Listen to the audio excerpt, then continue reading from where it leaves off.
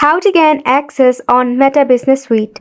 Welcome back to the channel, and let's start with this video. To gain access for your own Facebook page, you have to switch into your Facebook page first and foremost.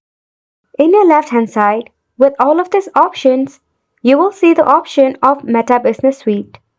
Now to switch into a Meta Business Suite, all you have to do is select the option of Meta Business Suite.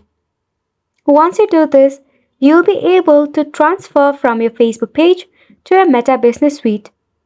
If you want to gain access to someone else's Facebook page or the Meta Business Suite of the particular Facebook page, firstly, the admin of the Facebook page need to invite you to get access to their Facebook page.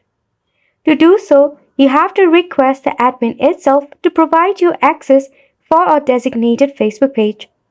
You will be notified about the invitation as an admin of the Facebook page. You can accept the invitation link by the admin. You may gain full authority or partial authority of the Facebook page depending upon the admin control or setting granted to you. And that is also how to gain access on Meta Business Suite. We hope that you found this video helpful to you, and thank you so much for tuning in.